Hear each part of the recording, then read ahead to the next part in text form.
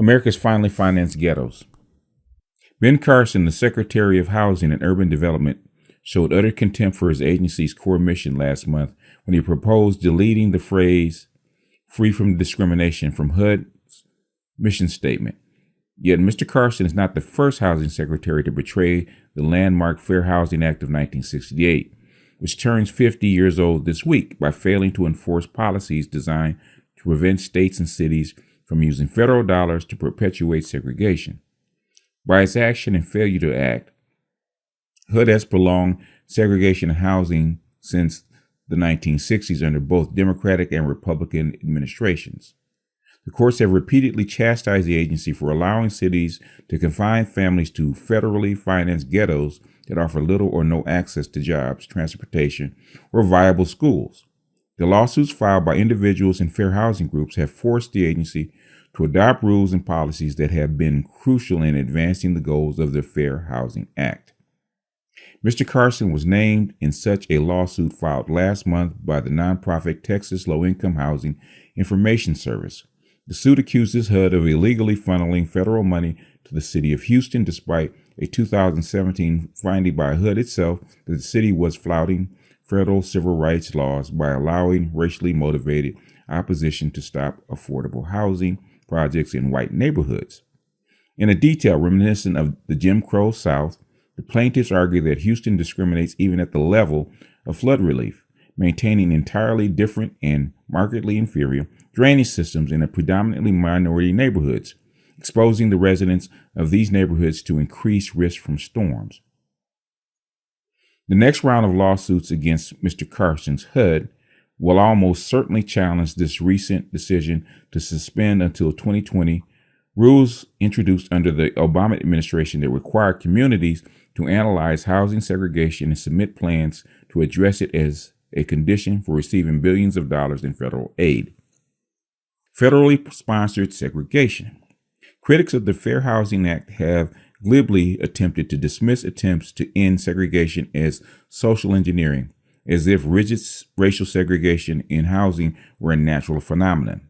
In fact, the residential segregation that is pervasive in the United States today was partly created by explicit federal policies that date back to at least World War I. It is now widely acknowledged that the federal insistence on segregated housing introduced Jim Crow separation in areas of country outside the South, where it had previously been unknown. It stands to reason that dismantling a system created by a set of government policies will require an equally explicit set of federal policies.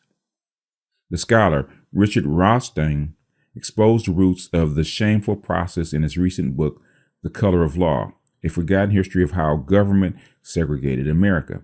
He reported that the government's first effort to build housing for defense workers in the military installations and factories during World War I was founded on the premise that African American families would be excluded even from projects in northern and western industrial centers where they worked in significant numbers. The same toxic pattern prevailed under Franklin Roosevelt's New Deal, when the government created the first public housing projects for non-defense workers, building separate projects for Black people, segregating buildings by race, or excluding African Americans entirely. Particularly telling is the fact that racially integrated communities were raised to make way for Jim Crow housing. The federal insistence on rigid racial separation found its most pernicious expression in the Federal Housing Administration created in 1934 to promote home ownership by insuring mortgages.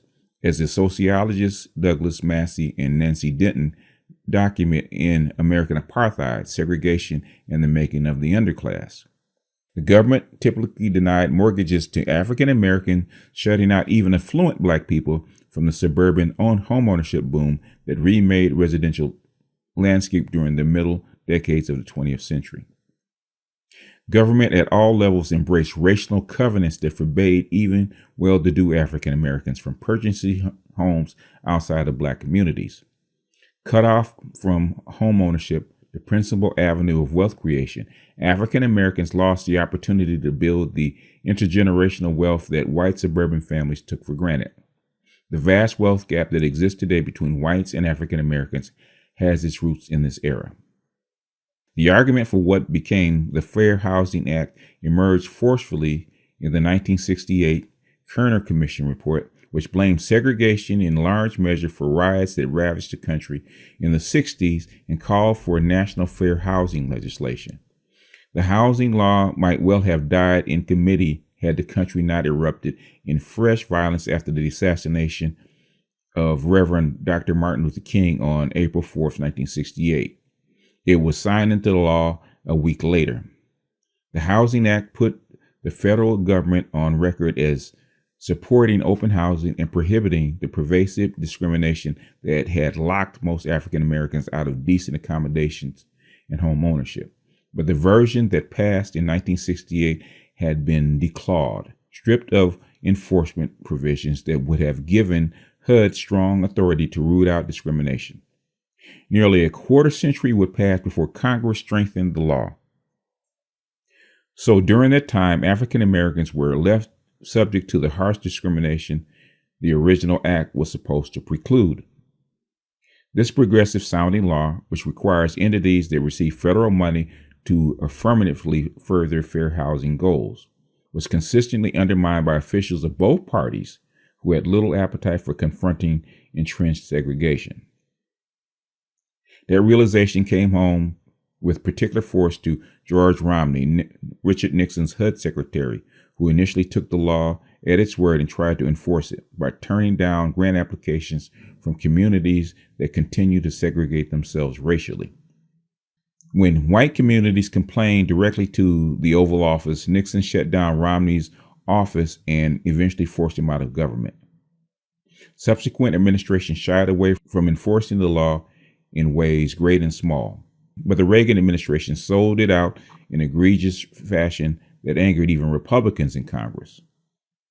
The administration conspired with the real estate industry to undermine HUD's already limited powers, brought cases that attacked integration programs, and showed scant vigor in enforcing civil rights laws. The next fair housing fight.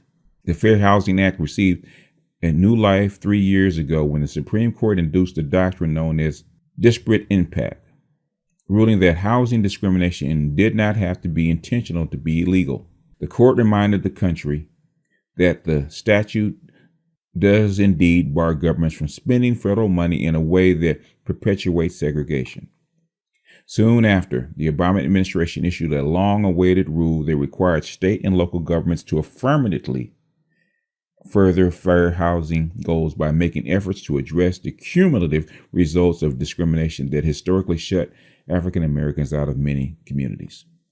The common sense rule rightly breaks the laissez-faire approach of the past, making it clear that compliance with civil rights and fair housing laws means abandoning the strategy of dumping affordable housing in ghettos and giving poor residents access to areas that offer greater opportunities.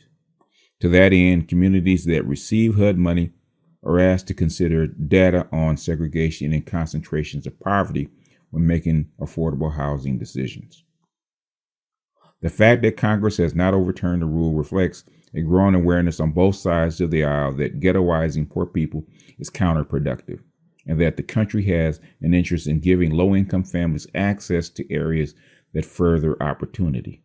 Later this month, for example, the House Financial Service Committee is scheduled to hold a hearing on a draft bill that would increase mobility for families receiving federal housing vouchers, improving their job and educational opportunities. The hearing is no doubt related to a widely cited Harvard study that young children whose families have been given housing vouchers to move to better neighborhoods were more likely to attend college and higher incomes as adults than children whose families had not been given vouchers. The data show that changing the circumstances in which poor families live can be crucial to breaking the cycle of intergenerational poverty. This brings us back to the Fair Housing Act of 1968, which is intended to break down walls around the country's ghetto so that at least some people can forge successful lives elsewhere. If the country keeps betraying this landmark law, it will continue to squander a powerful tool for reducing lethal concentrations of poverty and for opening the door to upward mobility for the poor. And that is from the New York Times. All right. This is why There's an old saying that the past is never dead and buried. In fact, it's never even past. History is a continuum. It's not segmented off. And I always hear a lot of young folks believe what the past is, never having even read about it, researched it, or even lived it, and how the past doesn't affect them, even though it keeps popping up over and over and over again. Just because you hear something now doesn't mean that it's new or that it doesn't have a long antecedent. Knowing where a root comes from, a root of something comes from, gives you a perspective of the cycle of when things pop back up, just like in fashion.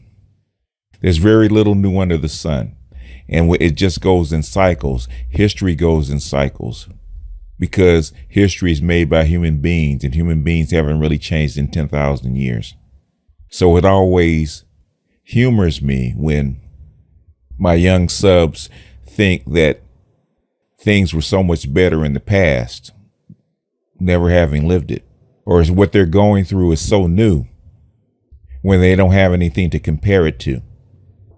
They always hear the game changes every 5 to 7 years, which is bullshit. The environment does. The environment does, but the game is still the game.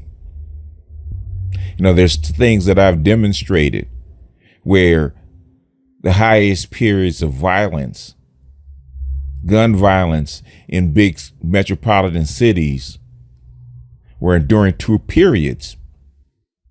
In the East Coast during Prohibition with rum runners, and then also in the urban centers during the crack cocaine era. Even though they're separated by almost 70 years, you can see the similarities and caused by basically the same thing by 2 different groups.